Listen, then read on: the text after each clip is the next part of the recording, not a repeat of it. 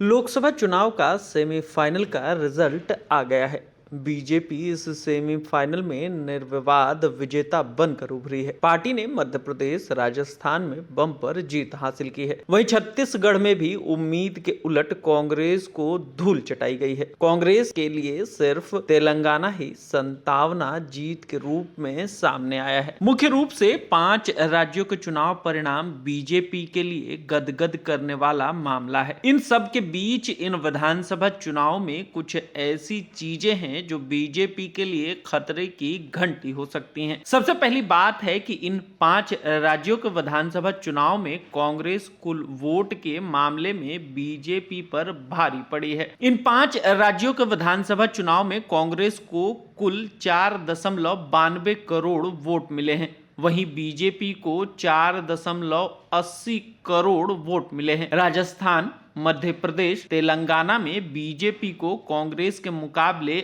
अधिक वोट मिले हैं। वहीं तेलंगाना में कांग्रेस को बीजेपी के मुकाबले बहुत अधिक वोट मिले हैं। ऐसे में अकेले तेलंगाना के वोटों की संख्या की वजह से ओवरऑल वोट में कांग्रेस बीजेपी पर भारी पड़ी है। मध्य प्रदेश में बीजेपी को कांग्रेस से 36 लाख वोट अधिक मिले हैं। वहीं राजस्थान में भी बीजेपी को कांग्रेस पर 9 लाख वोटों से बढ़त है। छत्तीसगढ़ में कांग्रेस और बीजेपी के वोटों में 6 लाख मतों का अंतर है। तेलंगाना में बीजेपी को 32 लाख तो कांग्रेस को 92 लाख वोट मिले हैं। इस विधानसभा चुनाव में जो सबसे अहम बात है वो कांग्रेस ने तेलंगाना में क्षेत्रीय दल का दबदबा तोड़ा है। काफी लंबे अरसे बाद यह शायद पहली बार हुआ है जब किसी राष्ट्रीय पार्टी ने क्षेत्रीय दल का दबदबा इस तरह एक तरफा अंदाज में चुनौती दी है। ऐसे में यह बात बीजेपी के साथ ही क्षेत्रीय दलों के लिए भी चिंता का सबब बन सकती है।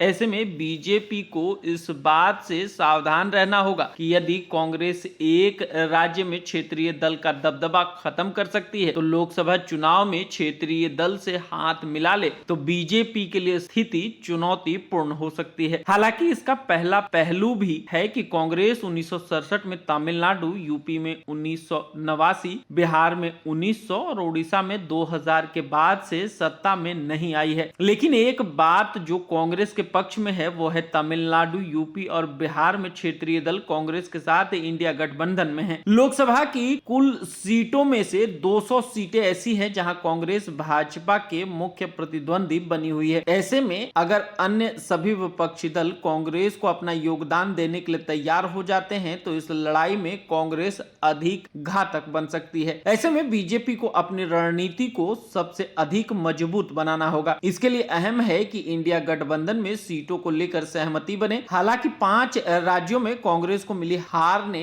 कांग्रेस पर क्षेत्रीय दलों का दबाव बनाने का मौका दिया है। अगर देखें तो क्षेत्रीय दल पश्चिम बंगाल में तृणमूल कांग्रेस, झारखंड में झारखंड मुक्ति मोर्चा, उड़ीसा में बीजेडी और बीजेपी के विजय रथ को रोकने में कामयाब रहे हैं। ऐसे में लोकसभा चुनाव में बीजेपी की राह आसान नहीं होने को है।